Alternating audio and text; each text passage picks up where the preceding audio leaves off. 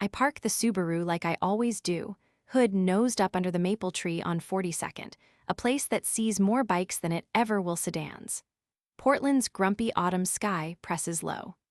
Gray hangs in my lungs as I climb the steps to the school, one hand gripping my thermos of coffee like a lifeline, the other nestled in the fraying pocket of my cardigan.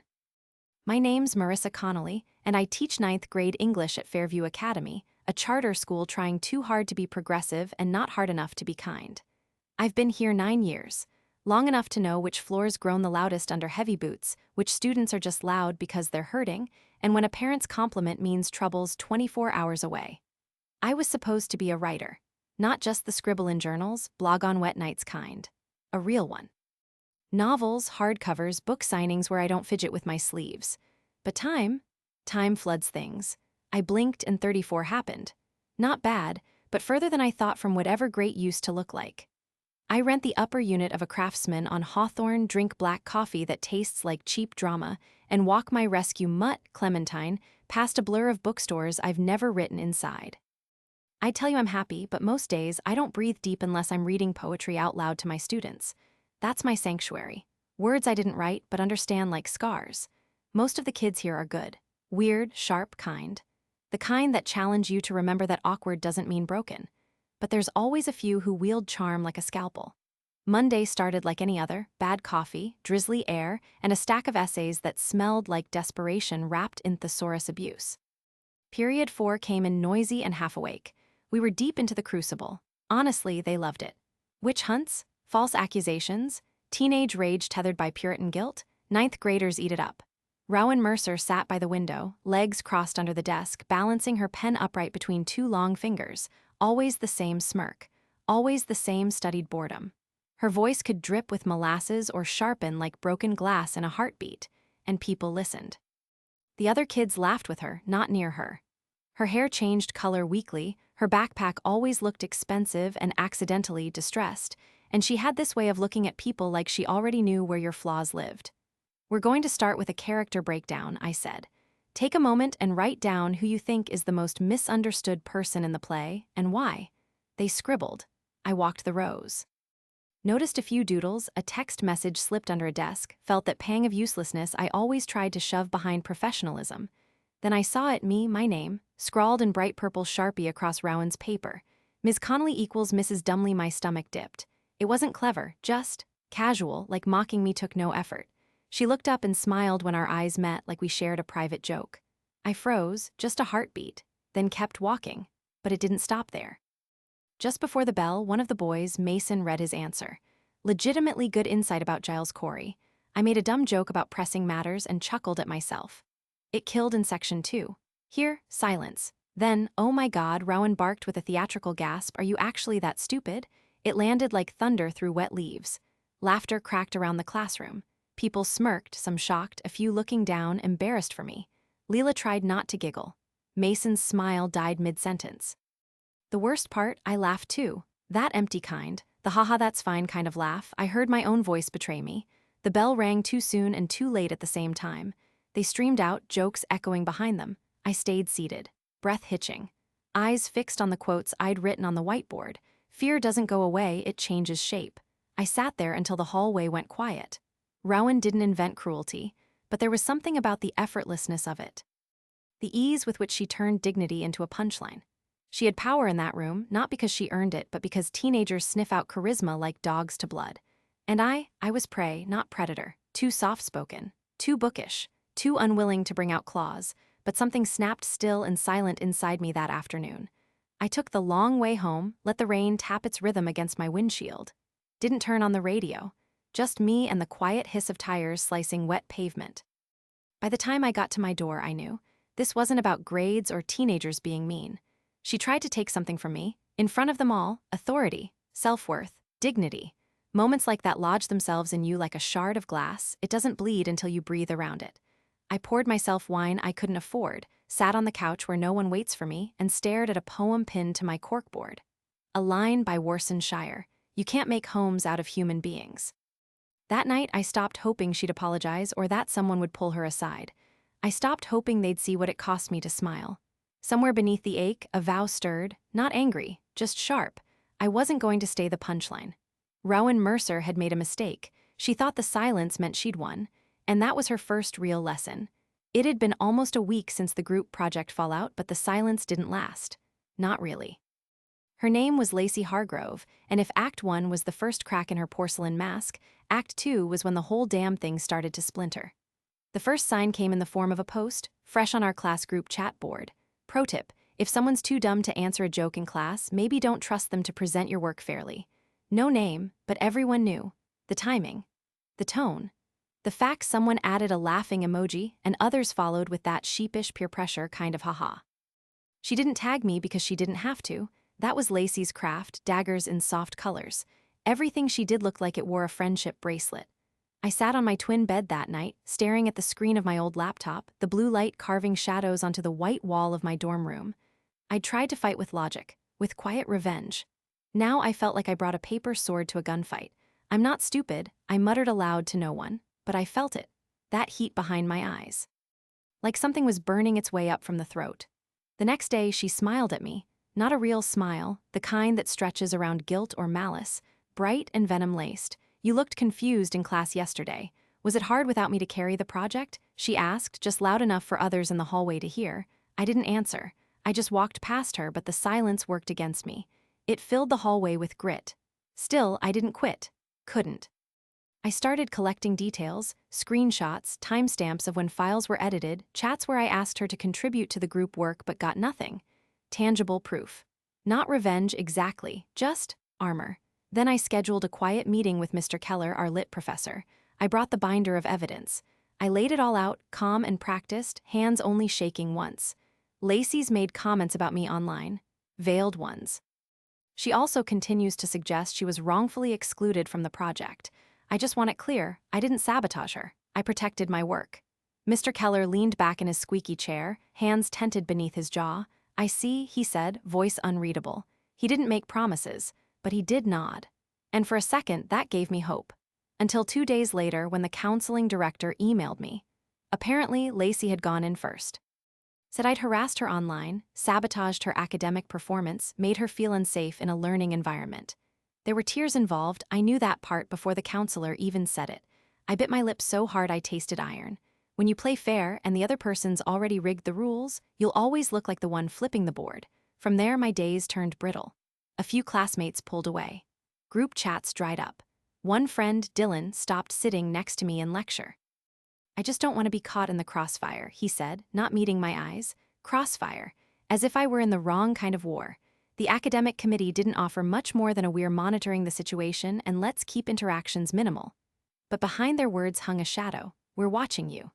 Lacey, of course, strutted through the halls softer than before, like a villain in a lullaby. She stopped letting her venom show overtly, but that just made it worse. One afternoon, she accidentally knocked papers from my arms in the staircase, the only place there were no cameras.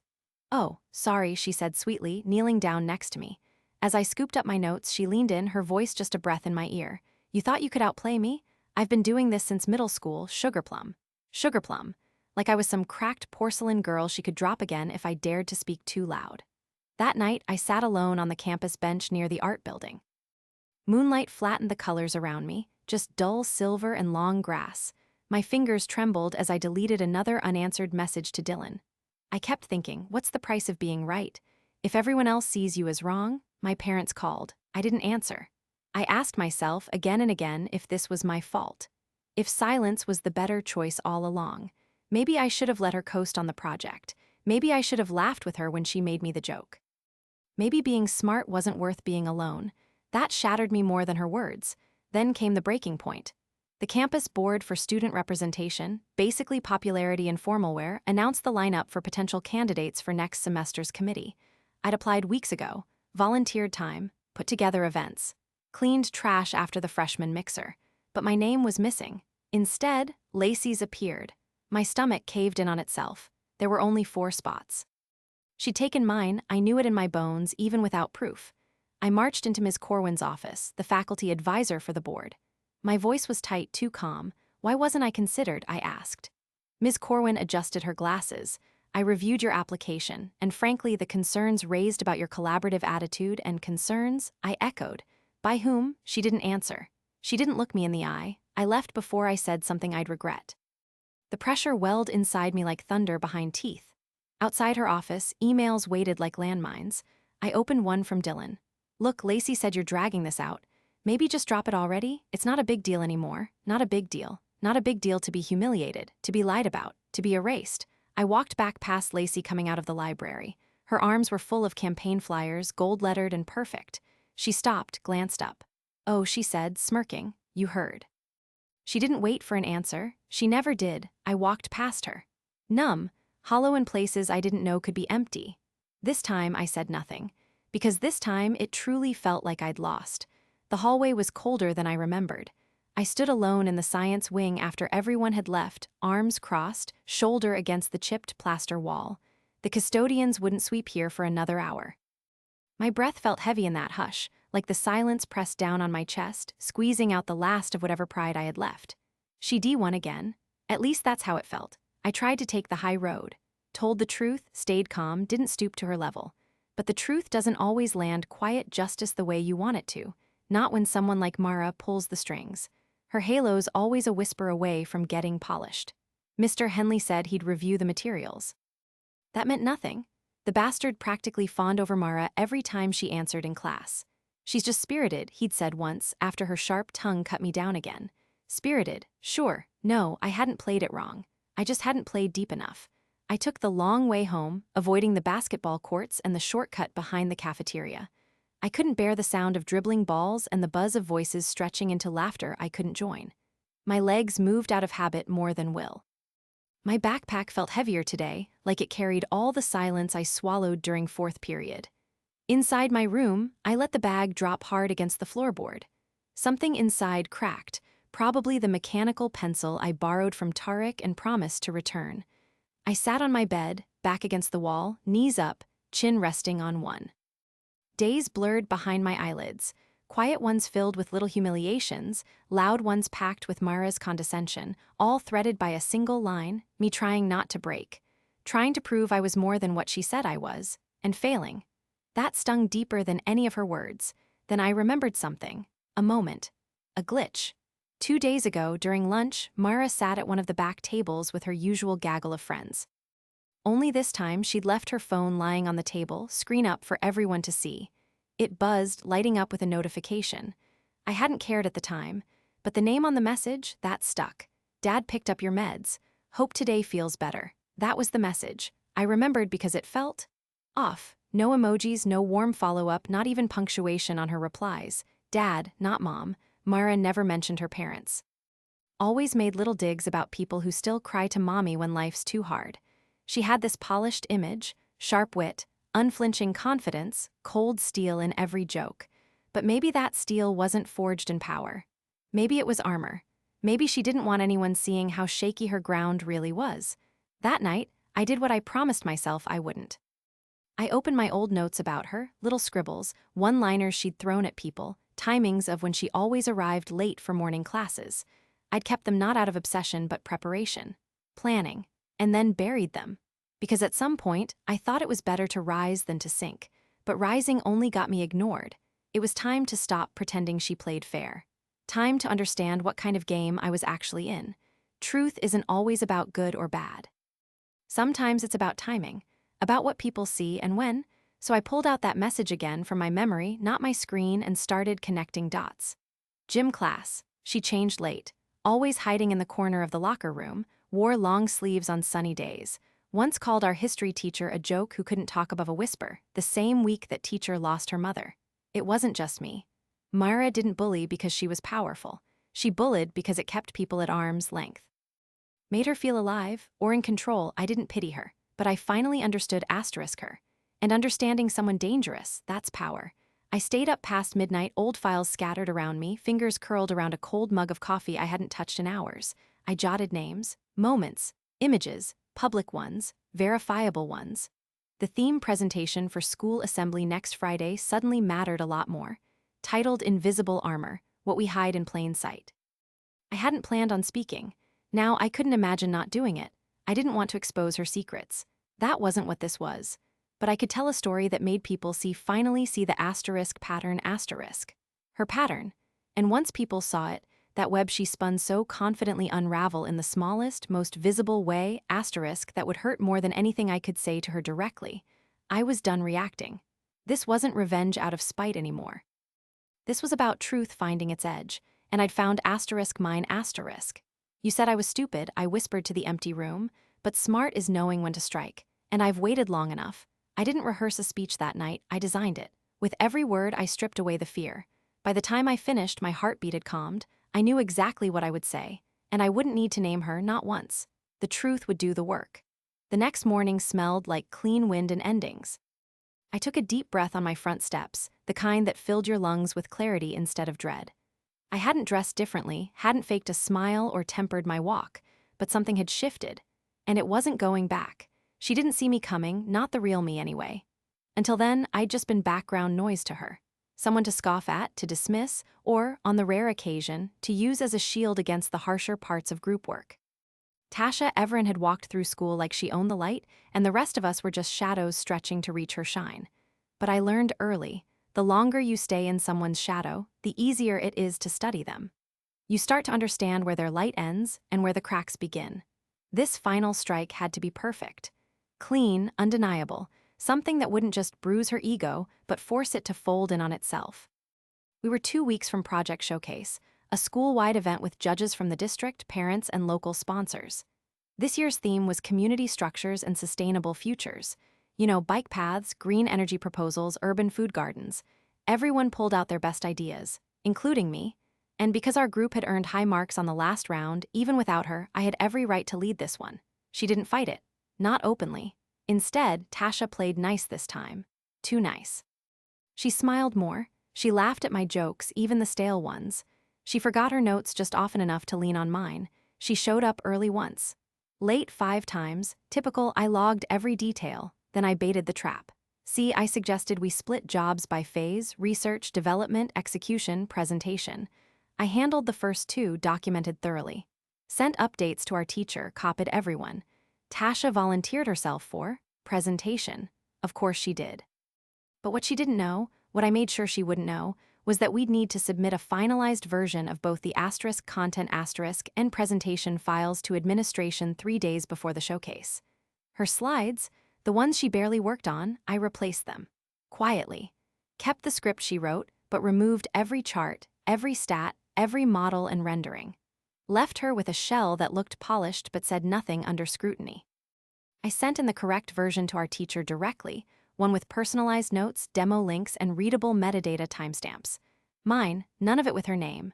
Thursday, showcase day. She walked in, clothes sharper than usual, voice featherlight, smile smug. "Don't we look ready?" she purred, more to the room than to me. I nodded. "Sure do." Time ticked. We were second to last. She strutted to the front when they called our group. Sauntered, really. Took center stage like she'd marched from the womb to applause. I let her have it for 10 seconds, 20, and then she clicked to slide 1. Her smile cracked, then again at slide 2, and again. By slide 3 it was gone, her eyes darted. The diagrams weren't hers. The stats weren't hers. Worse, the structure didn't follow asterisk her script at all. It was like tossing someone into open water and handing them a raft with no bottom. She stammered through the first few. One judge leaned forward. Another exchanged glances. Someone in the back snickered. Then I stepped up beside her. Not in a rush. Calm, controlled. "Sorry, folks," I said. "I'll be taking over the presentation from here." She looked at me, white in the face. "Wait, what are you doing?" I leveled my voice. "Presenting the work I completed. Since, well, that's what's on screen." Whispers now. I turned toward the judges, clicked to the next slide, and launched into my part as though Tasha had never existed. She lingered a few seconds, stunned.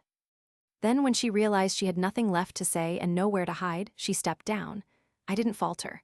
I nailed every mark, hit every number, answered every follow-up clean. And when we finished, applause, even a nod from our teacher. A deep one, the kind that said he knew everything. The kind that said he'd been watching all along. Later, when the room emptied to the scent of lemon cleaner and leftover snacks, she found me by the lockers. "You tricked me," she hissed. I didn't flinch. "You called me stupid." Her mouth opened, then closed again. "You needed the credit," I said. "I needed the silence." She took a step back like the air between us stole something from her lungs. And then the words she never expected to say, "I didn't think you'd actually." "What? Stand up to you? Think for myself? Finish what you never start?" A long pause. "I didn't think you hated me." That hit like a gloved punch. Not enough to bruise, but enough to echo. I don't, I said honestly. I just stopped letting you win. She blinked, eyes glassy, but she didn't say anything else. She turned, walked off, didn't look back. Walking home, my fingers trembled, not with adrenaline, at least not the bad kind. There was something hollow in it too, relief, I guess, or maybe grief. We lost something, me and her, not friendship. That was never real, but familiarity, patterns. The strange rhythm two people fall into when one uses laughter as a weapon and the other swallows it like a pill. She'd carved out space in my life by cutting corners. I'd reclaimed it by cutting ties. And now it felt quiet. That weekend, our teacher emailed me, said he'd seen the breakdown in contributions firsthand, said he appreciated the integrity of my actions. We got the highest rank in the showcase. Solo credit awarded. I didn't hang the certificate on my wall. I tucked it in my drawer, but I kept her final message, just 3 words. You got me, no apology, no plea. But a crack of truth at last. Maybe that's all the light she had left. Maybe it's enough. And me, I learned how to wield silence better than a shout. And from now on, I don't let anyone else translate my worth without my permission.